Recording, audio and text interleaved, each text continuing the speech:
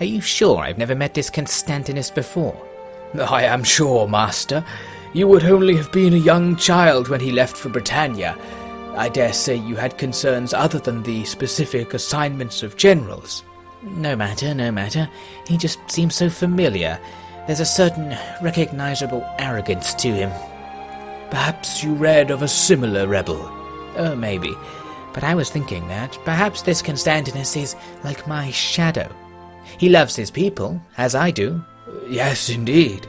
And he commands their respect and obedience because of it, as I do. That's right, Master. Regrettably, in his case. And his declaration reads like a speech from any of the great Romans, filled with true Roman courage and virtue. Just like your own writings, Master. Yes, yes, but this shadow of myself, this shadow of all Rome, rebels against that which casts it, against the holy light that gives it form. A fine way of putting it, Master. This is the beginning of a struggle, then. A struggle to prove the power of the light against darkness. The Lord will watch over our every move from this time forth, and see who truly walks with him. The Lord will bless all those who make it clear that the existence of the celestial gods is tolerated only as servants of He, the one complete Master of the world. You must be right, Master. We shall load the catapults with books of His word. We shall coat our arrows in the blood of His Son. We shall sail by His breath and march by His command to prove that God's mission is the only mission. Hail, Master, for you truly humble us all with your faith. Stay your words, for the work is yet to be done. But what work will we do without food? A fine point, Master. I will see what is keeping them. Perhaps the Lord will see fit to heat me with His sustenance alone. That way these mortal chains will not restrict my work. Although, hopefully not wine. That's a chain worth bearing, eh? Ah, yes, you are quite right, Master. I'll be back soon. I will not tarry, Master.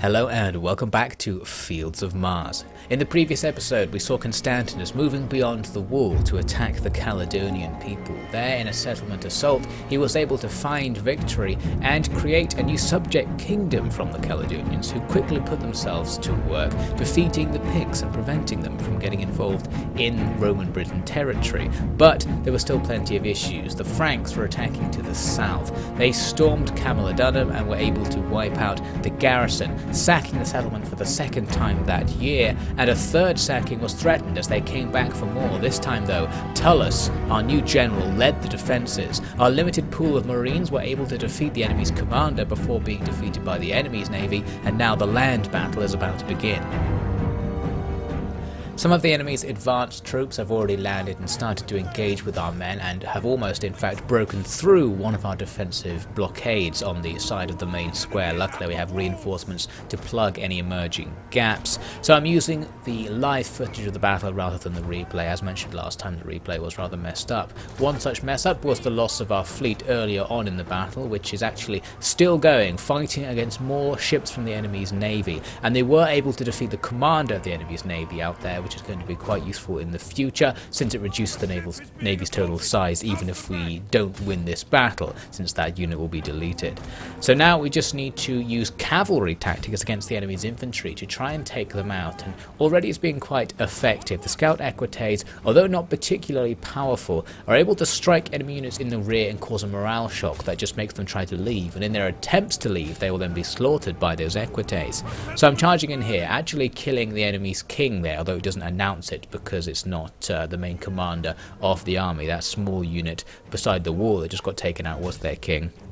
And now the enemy's other melee infantry will come into fight with my melee infantry, and you can see I'm just holding the cav off for a bit to wait for the enemy to engage, and then once they are in there, we can just charge them from the back and do massive damage. Looking at this unit of Germanic band, we can see the numbers drop really rapidly as both the units of Scout Equites storm in and start attacking it, even slightly uphill, and it's crushed between the Equites and the cohorts in front, and is quickly annihilated as it tries to escape. So that's fantastic. The balance bar starting to sneak back to an equal position as we do this unit by unit. So now what we need to do is wait for the enemy to deploy more units into melee, and we'll do the exact same thing against them. One unit's coming around to attack the enemy's marines there, the other unit of Equites going to hit these spearmen in the back. Spearmen theoretically able to defeat those Equites, but of course their numbers are already diminished, and they are not going to try and fight the Equites once they realised how surrounded they are, and they will be immediately defeated by that attack.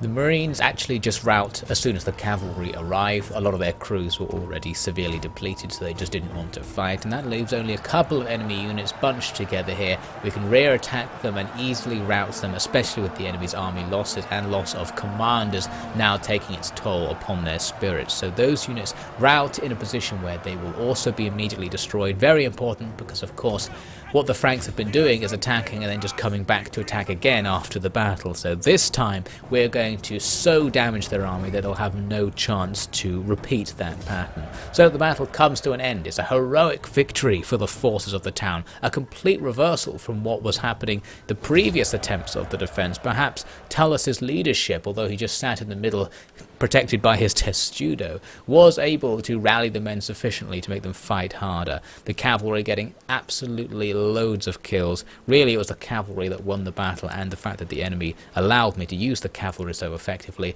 So all of the enemy's officers are killed, including their king and heir to the throne. We've completely annihilated the Frankish military as far as we know in this defensive battle. I considered killing the captives we took, but I'm actually going to sell them in order to make a tiny bit of extra money, which we sorely need.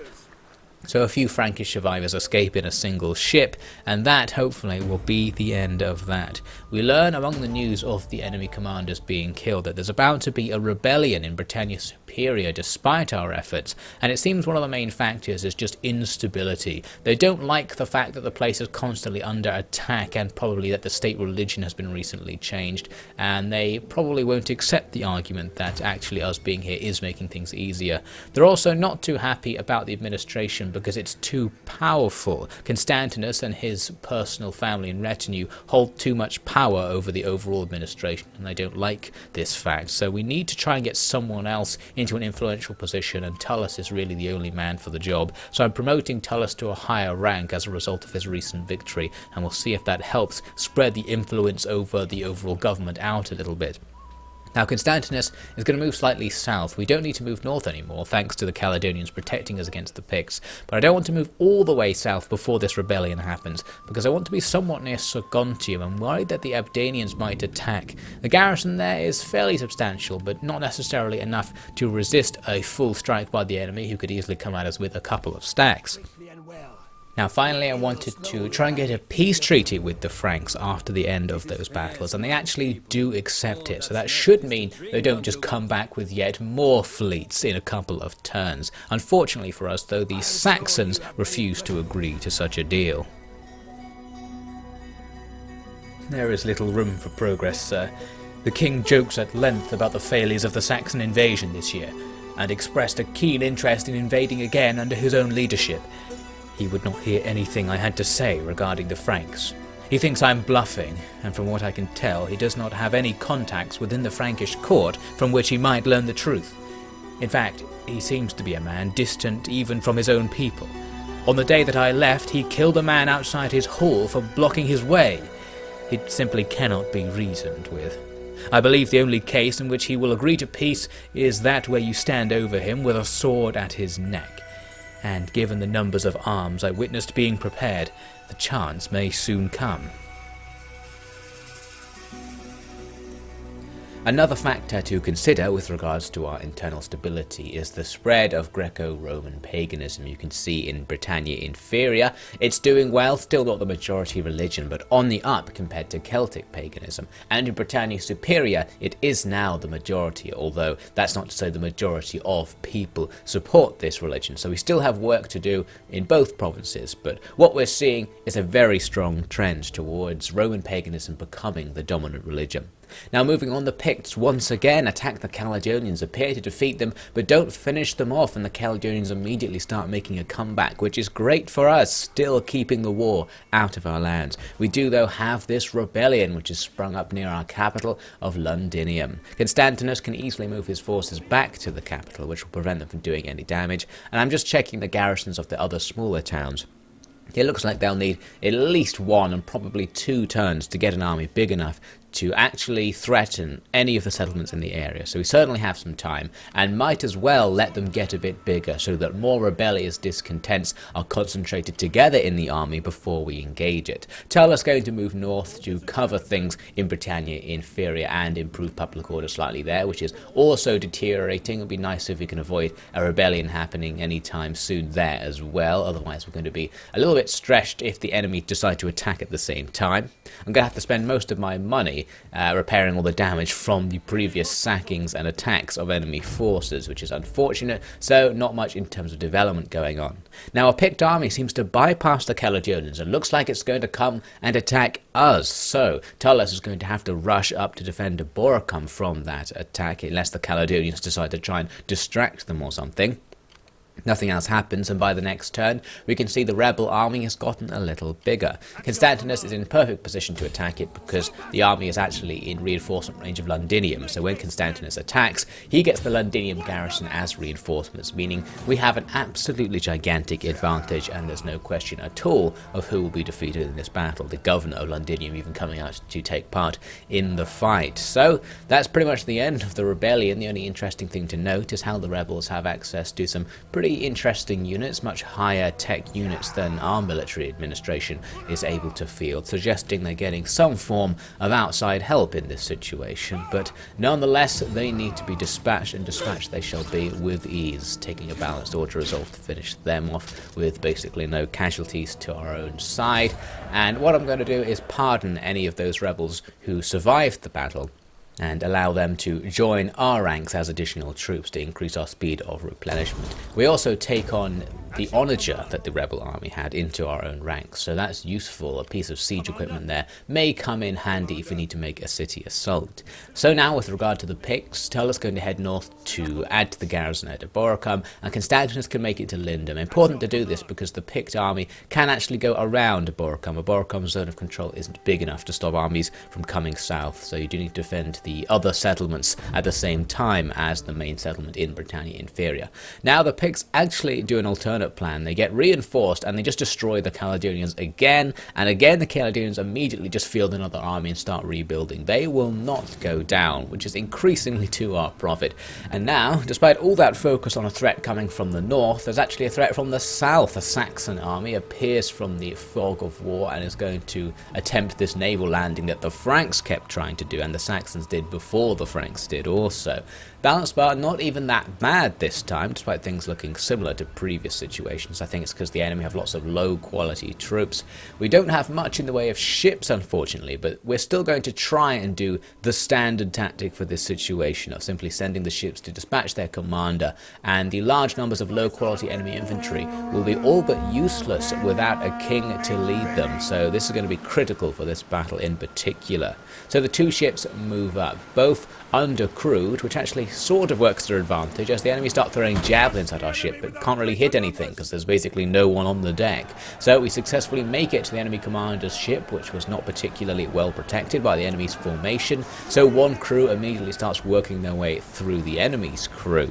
Now our second ship could have gone to take on one of these other enemy boats and probably would have won, but I want to guarantee victory against the enemy commander. And we do only have a handful of troops attacking, so really we need to use both ships on this one enemy vessel, and this is going to be absolutely fine since the rest of the enemy ships aren't really threatening enough to bother singling out and taking advantage of the seasickness. So here's the enemy's crew, apparently enthusiastic about the fight despite their seasickness, and in comes my crew to start fighting them. They can even fight them through these pieces of sheet apparently. So all we need to do now is hope that we'll win this battle, and more specifically, hope that we'll defeat the enemy's commander before whatever result happens. The enemy commander, luckily for us, decided to fight right at the front early on, making this particularly easy for us to sort out. As the men around him die of acute appendicitis, it seems to be contagious and it spreads to him. He falls to the ground, as does his banner carrier there, and that's going to have a huge impact on the rest of this battle, no doubt. His remaining guards won't be able to fight for long without him because their morale is going to drop as well. So we should be able to defeat this ship in particular, freeing up a couple of the marines to even go back and take part in the fight. On land, the enemy of course wasting their cavalry by sending them in before their main force arrives to just fight with my spearmen. So we'll quickly see off that assault and then simply wait for the enemy's main force to land and approach. And of course we can do the same cavalry tricks with our scout equites as before. I don't see your point, Boutier. Why would the loyal path be to betray me and your countrymen? Rome comes first. These men aren't loyal to Britannia. Why would they be? Your followers simply hope your greedy claims to be above the Emperor turn out to be true enough to get them rich. So funny that you, of all people, should cast out accusations of greed. If you wished to obey the orders of the Emperor, all you needed to do was leave. Did I do anything to prevent that? No. But you stayed to take up arms against your superior out of a desire for the coin the Emperor falsely promises in reward. Whereas I am putting my life in danger, putting that price on my own head in order to protect the lives of my men, these lands, and the sanctity of the gods. So tell me, which one of us is truly acting out of greed? Once the enemy infantry land, the equites can get to work. Their archers were left exposed at the back of their army, so absolutely no trouble here to just eliminate those units from the battle immediately. A charge kills most of them, and then a short melee ensues in which the archers have absolutely no chance, and they rightly start to flee, and as soon as they do, I retask the cav to hit the next unit of archers, trying to escape from the situation, but no hope. Once the horses start catching up with them, we'll slice our way through. Meanwhile, the rest of the enemy's army going to start ploughing into our lines at the front. All we need to do is keep them there long enough for the cavalry to fight their way through the whole army and gradually defeat each unit. Shouldn't be too much trouble since we have multiple layers of defense, and in some cases even the enemy's low quality infantry just don't want to fight. This unit just giving up after a few casualties thanks to the loss of their commander, and then routing into my men, causing enormous casualties to themselves. So they've truly made the wrong decision there. More men now flowing in to resume that fight, but will it be enough? Unlikely. Seeing the poor morale of these men, I decided to just charge them even from the front with the equites, and against this Nordic band, they lose pretty much all of their men in just a few seconds. They are truly too weak to fight against even light cavalry, so as these cavalry break through from the other side, the men attempting to escape from that massacre will simply be hit by the other unit. That archer unit is now going to be lost, and at this stage we can just see columns of enemy troops attempting to escape from the town pretty much as soon as the battle started. They're just giving up. One side of our defensive perimeter is now cleared of enemies, the other side still has this big group of enemies still attempting to fight their way in, but they're now going to struggle as my infantry can come around to hit them from the other side. So fighting in all directions, the balance bar shifts into our favour, and now all we need to do is demoralise the final few troops with an extended melee, and that does not take long. So they chain rout. The battle comes to an end. The enemy's loss is absolutely enormous in a very short period of time. Truly, this Saxon army did not live up to the threat of the Frankish forces that came before it, and it was actually a relatively easy, heroic victory for the garrison of the town. So we can definitely do that again if they were ever to come back. It seems the Saxons aren't all that much of a threat. Here at the battle results screen, we can see we did actually lose one unit, one of the garrison ships, because their crews were fighting in the melee at the end there, and since they only had about 6 or 7 men, they managed to lose enough to lose the entire unit. But still, this is a fantastic result. The Saxon survivors move away, very unlikely to come back given how low their strength is now. So in the next turn, it's winter, which means we have restricted mobility if we don't want our men to die during the journeys. So it's now in our interest to just do nothing if we can. One thing I did want to do was try and get the Saxons to agree to peace after that humiliating defeat, but they were absolutely against it. Their new teenage king, who looks exactly the same as the last one thanks to his face armor, does not agree to our plans or even come anywhere close. I did manage to negotiate trade with the Caledonians. I wanted to improve our relationship with them, plus trade will mean they have more money that they can spend fighting against the Picts, so anything that improves the situation for the Caledonians right now will also improve the situation for us in terms of buying us even more time. So with that done, I'm just looking around at the various threats, still worried about the Britannians, but it's the Picts doing all of the work. They attack and destroy the Caledonian army, but don't attack the settlement, and the Caledonians just re-recruit that army immediately. It seems the Picts aren't interested in actually taking that territory, they just want to stop the Caledonians from having an army. Now we learn there's been some defamation going on. It seems one of the governors, I think the governor of Britannia Inferior, Gracchus, has been bad-mouthing Constantinus and trying to spread foul lies, of course, about him. All we can really do about this is bribe him, which luckily he is susceptible to, so that ends the situation at cost of some influence for Constantinus.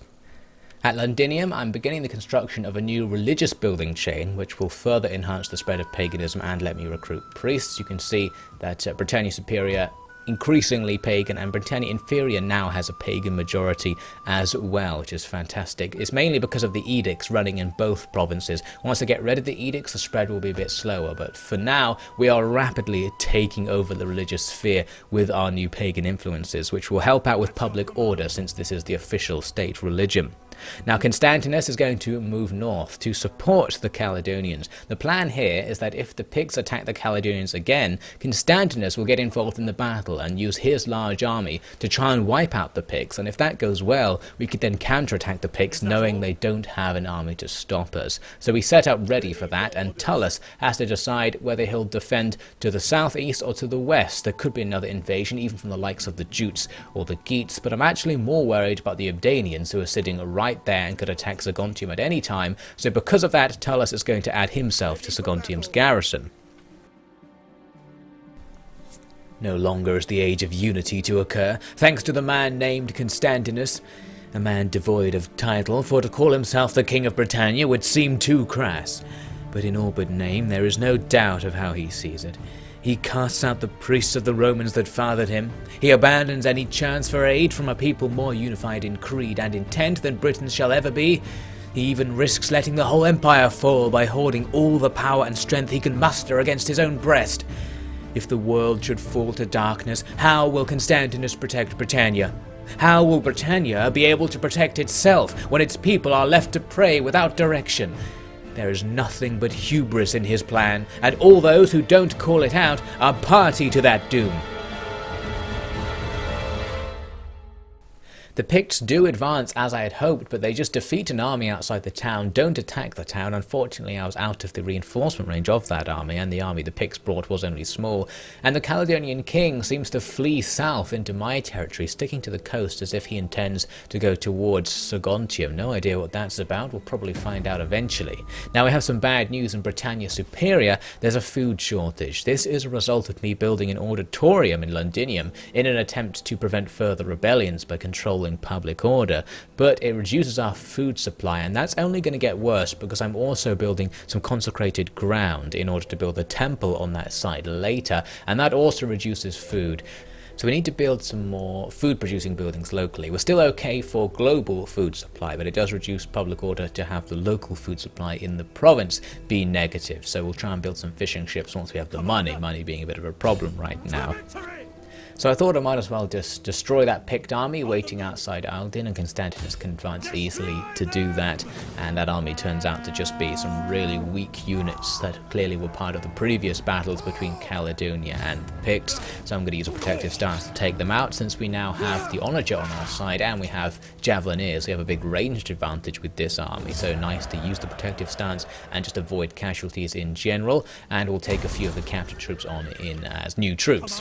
So now we can move back just about to defend the settlement once again, so we can kind of reset this trap, this time on the other side, so it won't be a settlement defense battle, it would be a field battle, and probably it would just be the Pict main force attacking me with the Caledonians reinforcing, which is slightly disadvantageous for us, but still should go fine. Now here's how I've been leveling Constantinus up, going towards the logistics skills, so he has increased replenishment mainly, but now it's time for him to level up his infantry commander and cavalry commander skills to make him superior as a leader in battle and unlock useful skills later on. Now I'm hiring a new admiral here at Caledonium in order to add to the defences there. We've got a guy called Theodosius. For some reason in the game they decided to tell me about the death of that Pict commander at this moment.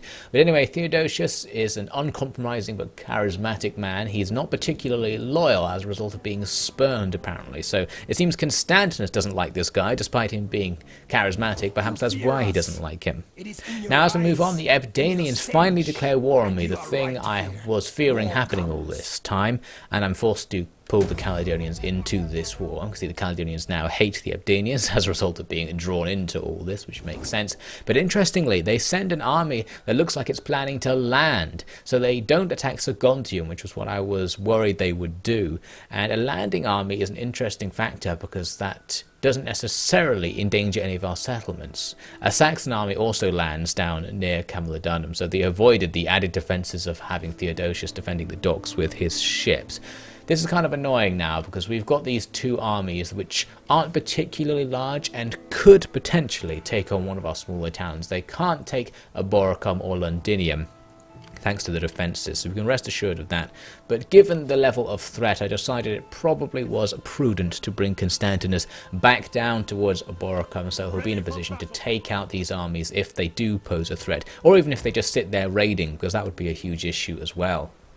Turns out though, the Ebdanians did plan on attacking Sagontium all this time, and the fleet that had gone further east comes back to join in this battle with reinforcements coming over from Ireland, giving them an advantage on the balance bar, but not a gigantic advantage, and we do have Tullus, even with a small number of units being added to the garrison, so we've actually got a pretty steadfast defence here, and of course we're going to have the chance, since they're all landing by sea, to try and take out some enemy leadership before the battle starts, which will be essential in allowing us to take out all of their infantry. So the ships make their moves as things get started. Unfortunately, the enemy put their commanders behind their initial screen of ships, so I had to kind of push through these first few ships to try and get to him. I sent one ship to distract one of the enemy's archer boats so that it wouldn't attack my men while I was fighting their commander, and the other unit went to try and find him, but got trapped between two skirmishing ships. I decided to order them in to just try and take out one of the ships real fast in a melee, since they'd have a huge advantage. But this doesn't count as a melee fight like it does on land. The skirmishers still use their missile weapons in this combat, and as a result our marines are absolutely annihilated in the course of just a few seconds. There's nothing they can do against the huge rain of javelins. There's even arrows coming in, causing friendly fire for the Ebdanians. So we've lost the unit going to attack the enemy's commander, and the other unit, which was trying to distract their missile units, is doing that I guess, but is being absolutely annihilated in the process. They've brought up these archers who are just firing at point blank range right into the back of my men. I ordered the marines to cancel the attack on the other unit of archers, and as they jump back onto their own ship they're still pelted with fire, which kills a whole load more of them. Only a few survive to attempt to escape, and they're not going to survive much longer under this point blank range fire. So overall, the plan to assassinate the enemy's leadership has completely failed. For those in settlements far from the borders, the rise of Constantinus brought about only one major change: the resumption of so-called Romanization. In previous centuries of Roman rule, the state had made some effort to affect the culture of the local people, making them more Roman by the definition of whichever local ruler was judging them. From 395 onwards, a similar process began to occur, with regular festivals to the Roman gods paid for by the state. The festivals served multiple purposes. They smoothed the mood of the anxious population in the wake of the apparent cancellation of imperial protection. And they of course spread awareness of the Roman deities, and gave plenty of opportunities to link recent victories to their graces.